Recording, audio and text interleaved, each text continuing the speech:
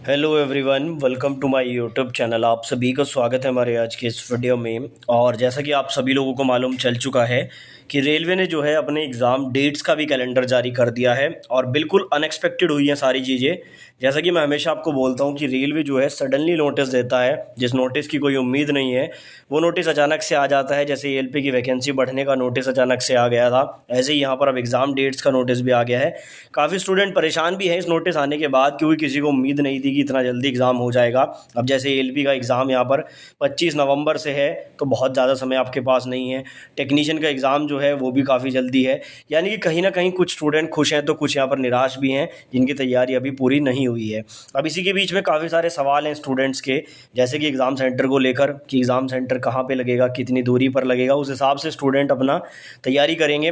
बाकी exam tender किसको मिला है वो भी हम इस वीडियो में डिस्कस करेंगे, क्योंकि एग्ज़ाम टेंडर से बहुत चीज़ें डिसाइड होती हैं।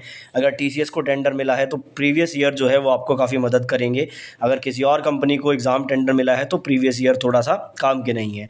इन सारे टॉपिक्स को हम इस वीडियो में डिस्कस करेंगे। वीडियो को बिना स्किप किए एंड तक जरूर देखें, और चैनल पर अगर आप लोग नए हो तो चैनल को अभी सब्सक्राइब कर लीजिए, क्योंकि रेलवे से जुड़ी पल पल की ऑथेंटिक अपडेट हमारे चैनल पर दी जाती है। आगे बढ़ने से पहले आपको बताना चाहूँगा, मैथमेटिक्स की प्रिपरेशन करने के लिए किरण पब्लिकेशन की एक बुक आती है, जिसमें प्रीवियस ईयर को चैप्टर वाइज और टाइप वाइज अरेंज किया गया है और 10,000 से ज़्यादा क्वेश्चन आपको मिलते हैं। यहाँ से आपके प्रीवियस ईयर तो कवर हो ही रहे हैं, साथ ही आपका जो है बेस भी मजबूत होता है। और सेम बुक यहाँ पर रीजनिंग के लिए भी आती है। इन दोनों बुक से आप मैथमेटिक्स और रीजनिंग की बहुत बेहतर तैयारी कर सकते हैं। जीके जीएस के लिए 3 बुक आपको बताऊँगा। वन लाइनर करना चाहते हैं तो आप किरण पब्लिकेशन की सामान्य ज्ञान एनसीईआरटी बेस्ड वन लाइनर ले सकते हैं। अगर आप लोग सॉल्व पेपर के फॉर्म में चैप्टर वाइज तैयारी करना चाहते हैं तो ये वाली बुक ले सकते हैं जीके जीएस के लिए। और अगर आप लोग चाहें तो रेलवे का सार संग्रह भी ले सकते हैं, जिसमें सामान्य अध्ययन के 27,000 से ज़्यादा फैक्ट्स के क्वेश्चन दिए गए हैं। इन सभी बुक से आप लोग जो है अपनी रेलवे की तैयारी बहुत बेहतर कर सकते हैं। सारी बुक्स मार्केट में इजीली अवेलेबल भी हैं, और डायरेक्ट लिंक अगर आपको मैं डिस्क्रिप्शन में दे रहा हूँ, वहाँ से आप भी परचेज कर सकते हैं। तो देखिए, सबसे पहला जो डाउट है वो स्टूडेंट का एग्ज़ाम सेंटर को लेके आ रहा है, क्योंकि अचानक से जो है ये पूरा एग्ज़ाम शेड्यूल आ गया। अब स्टूडेंट के मन में ये रहता है कि एग्ज़ाम सेंटर पता नहीं कहाँ लगेगा, क्योंकि काफ़ी लोगों को जो है उसके लिए प्रिपरेशन करनी होती है। तो मैं आपको बता दूं, जैसे आपका एएलपी है, एएलपी में आपका सीबीटी 1, सीबीटी 2 और साइको, उसके बाद डीवी मेडिकल होगा। तो यहाँ पर जो रेलवे होता है इसमें कोई फिक्स क्राइटेरिया नहीं होता एग्ज़ाम सेंटर का, लेकिन मैं आपको बताता हूँ पास्ट के आधार पर जितने भी एग्ज़ाम हुए हैं। जैसे एएलपी में सीबीटी 1 है, तो सीबीटी 1 जो मैक्सिमम स्टूडेंट का है वो आसपास ही रहेगा, 100, 150, 200 किलोमीटर की रेंज में ही रहेगा। कुछ लोगों का तो 50-60 किलोमीटर की रेंज में भी रहता है। लेकिन उसके बाद जो मेन एग्ज़ाम होता है, जैसे सीबीटी 2 होगा, साइको टेस्ट होगा, डीवी मेडिकल होगा, वो आपका उसी जोन में जाकर होगा जहाँ से आपने अप्लाई किया है। एग्जाम्पल से समझो, मान लो कि मैं नॉर्दर्न रेलवे के चंडीगढ़ का रहने वाला हूँ और मैंने यहाँ पर जो है चेन्नई जोन भरा है, तो मेरा सीबीटी 1 चंडीगढ़ के आसपास ही रहेगा। यानी कि आसपास में देहरादून लग सकता है, रुड़की लग सकता है। लेकिन जो सीबीटी 2 है वो मुझे चेन्नई के आसपास ही रहेगा। मेरा साइको टेस्ट भी वहीं पर होगा, डीवी मेडिकल सारा वहीं पर होगा।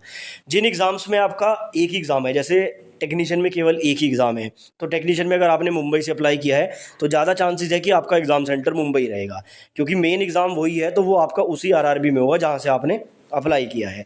तो एग्ज़ाम सेंटर का कुछ ये सीन रहता है। तो मान के ये चलो कि जिसमें भी सीबीटी 1 है और सीबीटी 2 है, तो सीबीटी 1 आपके पास रहेगा, सीबीटी 2 और बाकी का प्रोसेस आपका उसी जोन में रहेगा जहाँ से आपने अप्लाई किया है। दूसरा, यहाँ पर जो है एग्ज़ाम टेंडर किसको मिला है, तो देखो जिस तरह का ये एग्ज़ाम शेड्यूल जारी हुआ है, इस एग्ज़ाम शेड्यूल को देखते हुए मैं पूरे दावे के साथ कह सकता हूँ कि एग्ज़ाम टेंडर जो है वो टीसीएस को ही मिला है।